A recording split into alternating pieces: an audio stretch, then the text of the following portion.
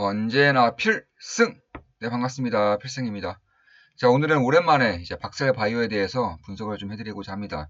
일단 최근에 IR을 좀 진행했었죠. 역시 우리가 기다리고 있는 그 이상에 대한 그런 진행 결과라던가 그런 것은 나오지 않았지만 그래도 꽤나 참고할 만한 사항이 있었던 것은 사실입니다.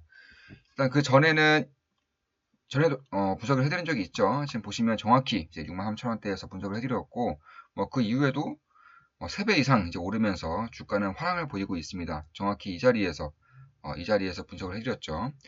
그렇기 때문에 댓글로도 제가 그 전에 이제 해드린 분석 영상을 좀 올려드릴 테니까 참고하시면 조금 더 이제 깊이 이제 이해를 하시는데 도움이 될 것이라고 보고 있습니다. 일단 박셀 바이오 같은 경우는 뭐 간단하게 이제 기본적 분석을 간단하게 해드리고 바로 우리가 그러면 어떤 식으로 대응을 해야 되는지 그리고 박셀 바이오에서 보고 있는 것은 어떤 이제 향방성을 보이고 있는지 이런 것들도 이제 분석을 해드리겠습니다. 일단 어제는 굉장히 기분이 좋은 날이었죠. 어제 같은 경우는 제가 이제 11월 달에 좋은 마음 기쁨 더하기 텔레그램 방에서 특히나 강조드리는 기업들이 있어요. 이런 핵심 기업들은 특히나 강조드리는데 그 중에 이제 핵심 기업 중에 하나가 바로 이항이었고 그리고 블룸 에너지였습니다. 이항 같은 경우는 그저께 이틀 전에 30% 급등했었고 이제 블룸 에너지는 어제 이제 10%가량 이제 급등을 하는 그런 모습을 보였습니다. 지금 보시면 제가 좋은 마음 텔레그램 방에 써드린 글을 좀 말씀드리겠습니다. 11월 달에 이제 써드린 글입니다. 일단 기사가 하나 나왔었는데 이때 블룸 에너지도 굉장히 큰 조정을 받았어요. 왜냐하면 이 수소 에너지가 사실상 친환경 에너지가 아니다. 이 수소 에너지를 만드는 데 쓰이는 그런 화석연료 에너지를 생각했을 때 오히려 석유라던가 천연가스 같은 전통 에너지가 더 친환경적이다. 이러한 기사가 나오고 이런 것들이 좀 이제 미국 블룸버그나 블룸버그에도 뜨면서 굉장히 조정을 좀 받았었던 그런 시기였습니다. 제가 이제 약 5년 전에도 약 5년 전 전기차에서도 이와 비슷한 의문이 있었습니다. 그 당시 전기차에 관심이 있었고 특히 테슬라가 전기차와 관련된 기술들을 경쟁사들에게 공짜로 뿌려대는 덕에 호기심을 갖고 지켜봤던 기억이 있습니다. 말이 경쟁사지 그 당시에 테슬라와 토요타, GM, 포드 등과 비교했을 때는 말이 안 되는 이상한 행동으로 비춰져 있었죠. 이 당시에 5년 전이기 때문에 그랬던 겁니다. 자, 그 시절 주된 의견은 전기차의 효율이 내연기관에 비해 턱없이 부족하여 오히려 환경에 좋지 않다는 것이었습니다. 충전 효율성이 너무 떨어져 전기를 생산하는 데 쓰이는 화석연료 에너지가 내연기관차의 에너지 소모량보다 훨씬 더 컸었던 겁니다. 그리고 5년이 지난 지금은 인간이 결국 해냈죠. 테슬라와 여타 전기차 관련 기업들의 주가가 그대로 보여주고 있습니다. 수소 에너지도 이제 막 산업 생태계가 시작되는 것 같지만 실제적인 연구개발은 10년도 더 된 산업입니다. 이런 의구심으로 인해 핵심 기업들의 주가가 폭락해준다면 저는 아주 기쁘게 죽어 담을 겁니다. 5년 전에 저는 우매하여 테슬라가 반토막 날 때까지 바라만 보았지만 이제는 그런 실수를 다시 하지 않을 겁니다. 참고로 이때 테슬라의 주가가 단 몇 개월 만에 반토막 났었습니다. 그리고 그 이후에 20배가 올랐죠. 저 당시 주가가 거의 반토막 났는데 몇 개월이 채 걸리지 않았었습니다. 그리고 정확하게 지지라인에서 반등에 성공하죠. 이후 약 5년 동안 20배의 주가 상승을 보입니다. 이번 신재생 에너지의 이슈는 기술이 상용화 직전 단계에 있고 신기술에 대한 개방성이 훨씬 뛰어나기 때문에 저런 드라마틱한 기회는 주어지지 않을 것이라고 생각합니다. 작은 기회만 주어진다면 기꺼이 잡아낼 계획입니다. 현재 투자하고 있는 아주르 파워, 솔라 엣지 외에 최선호 기업은 블룸 에너지입니다. 이런 식으로 텔레그램 방에 글을 적어드렸습니다. 그리고 그 이후에 당연히 매수했죠. 지속적으로 추가 매수를 하면서 현재는 뭐 꾸준히 들고 가고 있습니다. 괜찮은 수익을 내고 있는 것도 사실입니다. 이양도 역시나 11월 달에 강조를 드렸었고 이때부터 지속적으로 추가 매수를 했었고 현재로서는 125%가량 이제 수익 중에 있습니다. 자, 이것도 좀 말씀을 드려보면은 일단 대한민국 환경부에서 이제 미래차 보급의 속도를 낸다고 하면서 전기차와 이제 수소차에 조금은 쏠림이 좀 있었던 시기였습니다. 그래서 그때 당시에 제가 전기차, 수소차도 좋지만 무인 자율주행 드론 역시 세상에 반드시 모습을 드러낼 궁극의 이동 수단이라고 생각합니다. 자율주행 기술의 경우 하늘에선 장애물이 현저히 적어지기 때문에 생각보다 어렵지 않다고 합니다. 문제는 운용 시간과 충전 시간인데 전기 배터리 및 태양광을 이용하여 지속 충전이 가능하도록 설계하는 쪽으로 가닥을 잡은 듯 합니다. 앞으로 10년 내에 우리 삶 속에 깊숙이 파고들 것이라고 확실합니다. 핵심 기업은 이항입니다. 투자할 경우 바로 말씀드리겠습니다. 이런 식으로 글을 써드렸습니다. 그 아래 그리고 바로 전기차에 대한 이슈도 좀 분석을 해드렸는데 제가 선택한 중국 전기차 핵심 기업은 BYD입니다. 성장성, 밸류에이션, 브랜드력, 기술력 뭐 하나 빠지는 게 없습니다. 샤오펑을 매도하고 길리자동차를 패스하고 투자하는 만큼 제 선택이 맞기를 기원합니다. BYD도 역시나 이 이후에 꾸준한 상승세를 보이고 있습니다. 참고로 저 같은 경우는 테슬라에 이제 아주 큰 수익을 내고 그 이후에 샤오펑에 이제 또 다시 한 번 더 큰 수익을 냈죠. 그 이후에 다시 BYD로 지금 투자를 하고 있는 중인데 이런 식으로 그 시기에 맞는 주도 업종을 미리 선별하여서 이제 투자를 하고 있는 그런 상황입니다.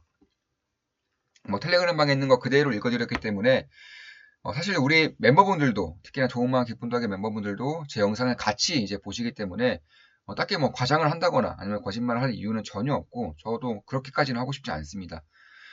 참고로 이항 같은 경우는 제가 매수를 이제 진행할 때 조금 더 알아봤어요. 그래서 개인적으로 뭐 지인들에게 연락도 해보고 이러면서 진짜였습니다. 그러니까 제가 분석한 내용을 토대로 하면 이 오히려 비행기 쪽에서 자율주행을 행하는데 훨씬 더 기술적 제약이 적다라고 제가 이제 분석 결과를 내놓았는데 이와 관련된 이외 전문가들에게 직접적으로 이제 확인을 해본 결과 그게 맞았습니다.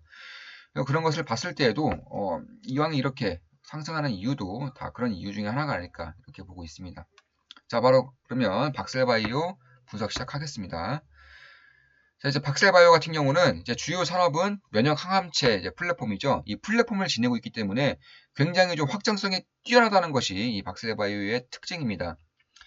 일단 자기유래 세포를 통해서 이제 항암제를 개발하고 있는 것인데 결국에는 리스크가 전혀 없다는 거예요. 그러니까 지금 기존의 항암치료라던가 이런 것들은 몸에 주는 리스크가 상당한데 이 자기유래 세포 같은 경우는 이제 그러니까 환자 자신의 몸에서 이제 정상적인 아주 건강한 세포를 채취하고 배양한 뒤에 이를 다시 몸에 주입함으로써 자연적인 치료를 이제 이끄는 그런 치료제라고 생각하시면 될 것 같습니다. 당연히 뭐 안정성이 굉장히 뛰어나고 부작용이 거의 없는 그런 치료제를 만들고 있는 것이고 여기서 박셀바이오의 특징 그러니까 장점 중에 하나가 이 GMP에서 이제 이러한 세포들을 직접적으로 생산할 수가 있기 때문에 보통의 이제 임상을 하는데 뭐 4주 이상이 걸립니다. 그런데 박셀바이오 같은 경우는 세포를 채취하고 이제 치료, 그러니까 임상을 시작할 때까지가 2주 정도밖에 안 걸린다. 그리고 절반밖에 안 걸리기 때문에 이러한 장점은 분명히 임상 속도를 빠르게 하는 그런 영향을 줄 수 있다. 효과를 낼 수 있다. 이렇게 볼 수가 있을 것 같습니다.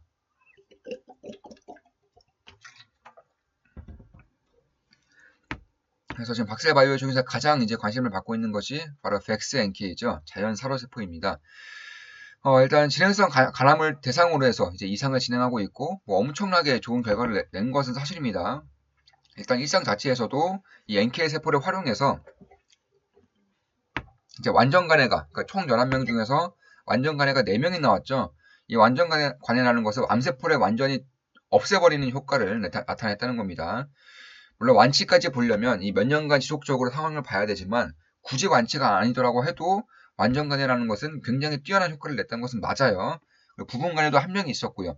결국에는 11명 중에서 거의 이제 치료가 제대로 진행된 환자가 50%에 육박한다는 점, 그리고 그러니까 그대로 질병이 진행된 환자는 2명밖에 안 된다는 점에서 일상에 대한 관심도는 매우 컸습니다. 저 역시나 그렇기 때문에 63,000원 라인대에서 그러니까 이 라인 정확히 이날 이제 분석을 해드렸었고 그 이후에 뭐 급등을 하고 있죠.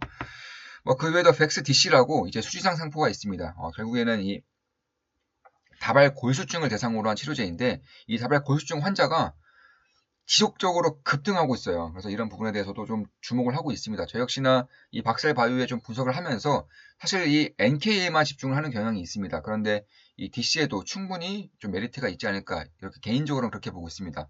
물론 제 모든 영상은 매도, 추천 아닌 거 다들 알고 계시죠? 참고하시면 되겠습니다.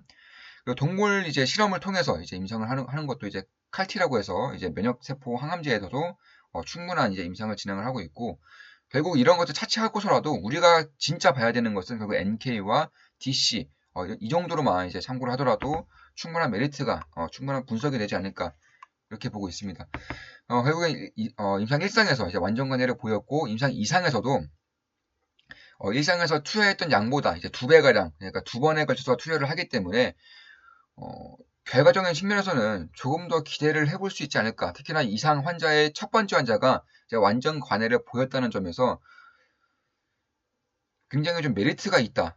어떻게 보면은 기대감을 충분히 서릴 수 있는 그런 좋은 결과라는 것은 누구도 이제 반박을 하지 못하지 않을까 이렇게 보고 있습니다. 그 외에도 이제 다발 골수증 이제 치료제인 DC에 대해서도 제가 좀 메리트를 갖고 조금 더 분석을 하는 이유가 지속적으로 이 환자 수가 급등하고 있어요. 지난 30년 동안 20배 이상의 이제 발병률이 높아지면서 발병 환자 수가 높아지면서 결국 이 환경 오염으로 인한 그러한 원인으로 좀 분석이 되고 있기도 하지만 이쪽에 대한 치료제가 개발될 경우에도 꽤나 큰 파급력을 낼 수가 있는 것이 아닌가 이렇게 보고 있습니다.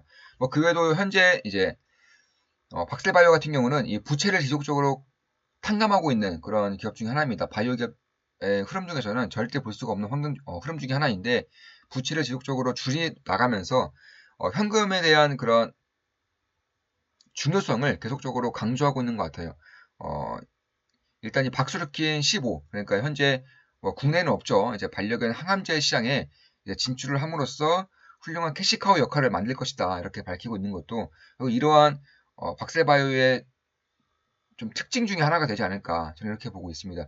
결국에는 뭐 유상증자라던가 아니면 전환사채를 통해서 임상자금을 대는 대부분의 바이오 기업과는 다르게 실질적으로 현금을 좀 창출해내면서 임상을 꾸준히 진행할 수 있는 그런 모멘텀을 만들고 있는 기업 중에 하나가 바로 박셀바이오다 이렇게 보시면 될 것 같습니다.